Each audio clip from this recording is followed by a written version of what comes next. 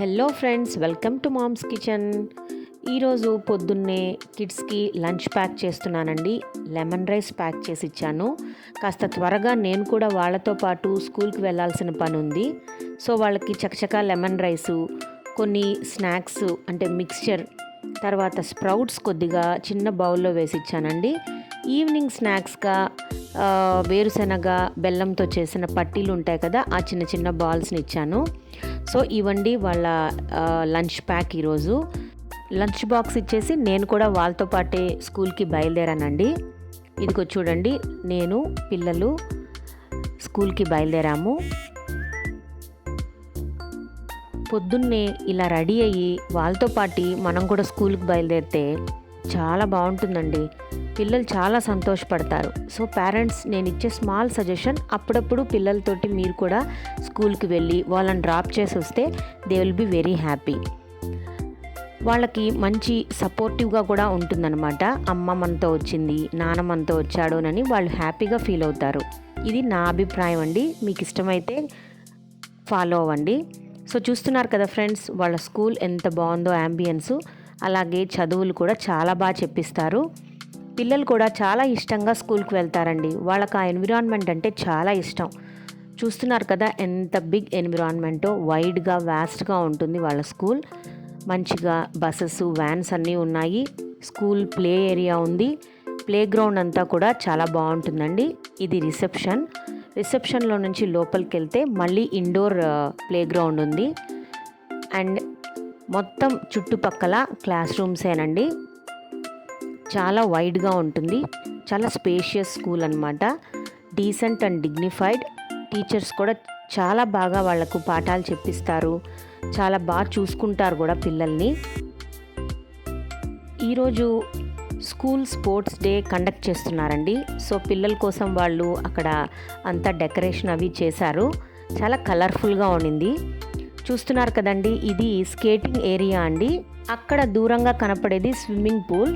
నేను దగ్గరికి వెళ్ళి తీసుంటే వీడియో బాగుండేది, బట్ టైం అయిపోయిందని చకచకా మీకోసం స్కూల్ని అంతా కవర్ చేస్తున్నానండి. ఇటువైపు చూస్తే చిన్నపిల్లలకి ప్లేయింగ్ ఏరియా ఇచ్చారు. కోకోనట్ ట్రీస్, దూరంగా కొండలు, చాలా బాగుందండి అట్మాస్ఫియర్.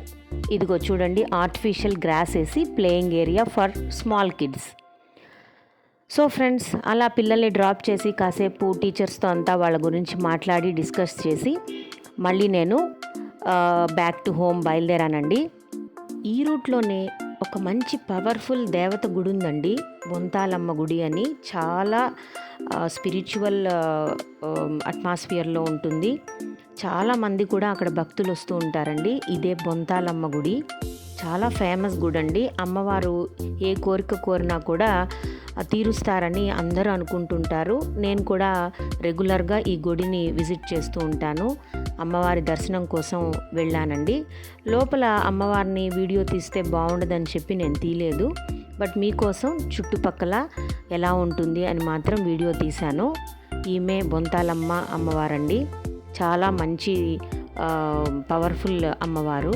మనం ఏ కోరిక కోరినా తీరుస్తారు. నేను ఇప్పుడు అమ్మవారి దర్శనం చేసుకొని మళ్ళీ తిరిగి వచ్చి మీతో మళ్ళీ వీడియో షేర్ చేస్తాను.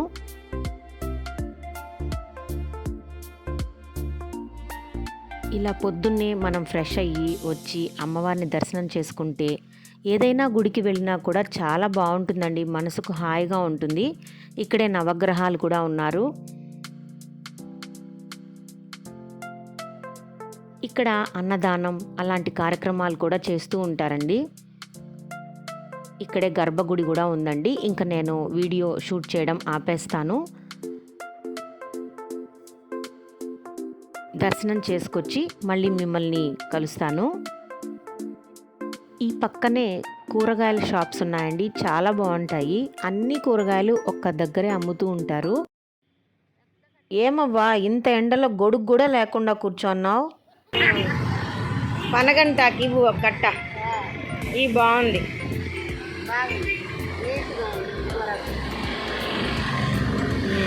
ఎక్కడి నుంచి తెస్తావు? నేను ఇప్పుడు 50 ఏళ్ళు వచ్చా, నా కాడ పనగంటాకి ఎక్కువ పోతుందండి. చంద్రబాబు ఆకు బాగా ఊళ్ళో సరిగ్గా కోసిరు నేను కోసి కట్టం చెక్క పడతాను. కొత్తిమీర కూడా ఒక కట్టి.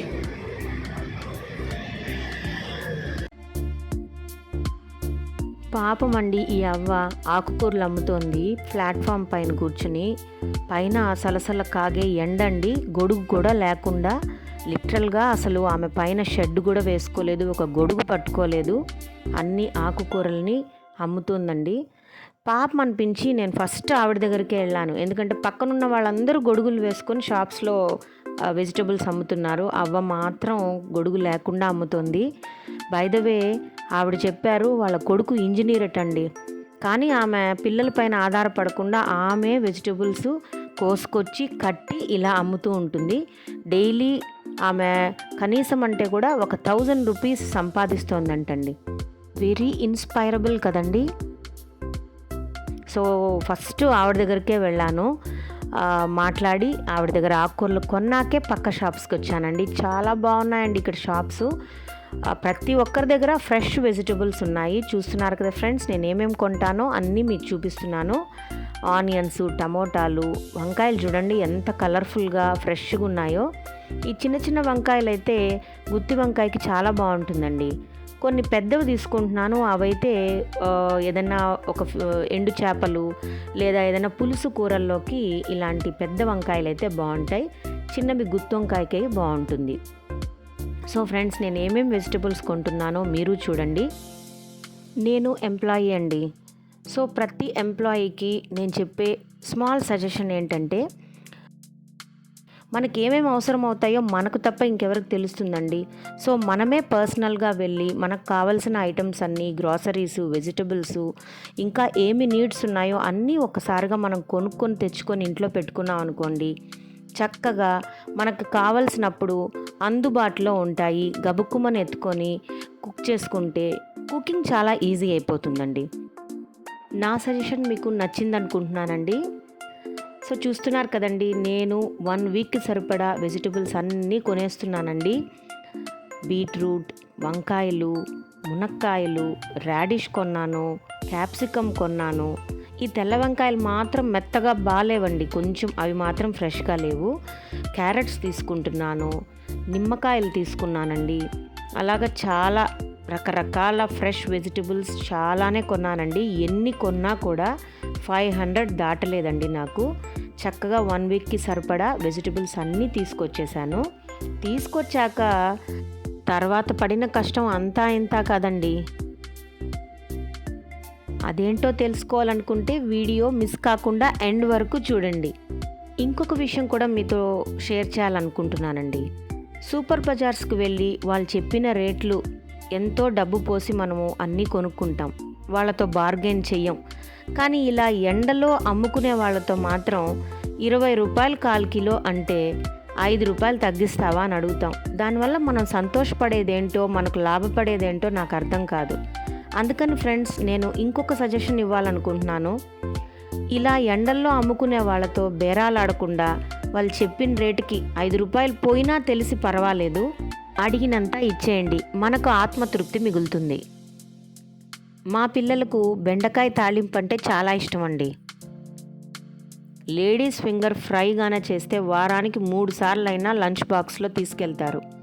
సో ఇప్పుడు నేను లేత బెండకాయల్ని కొనుక్కుంటున్నానండి. చాలా బాగున్నాయి, ఫ్రెష్గా, చాలా చీప్గా కూడా నాకు అనిపించిందండి ప్రైజెస్.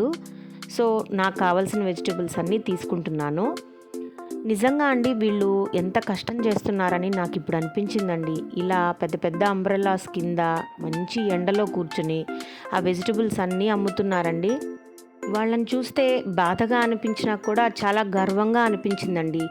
లేడీస్ అయినా సరే ఎంత కష్టపడుతున్నారండి, వాళ్ళని నిజంగా మనం గౌరవించాలండి. అలా అన్ని వెజిటబుల్స్ కొనుక్కొని అక్కడి నుంచి అవ్వకు టాటా చెప్పేసి బయలుదేరానండి. ఇంటికి వచ్చేసాను.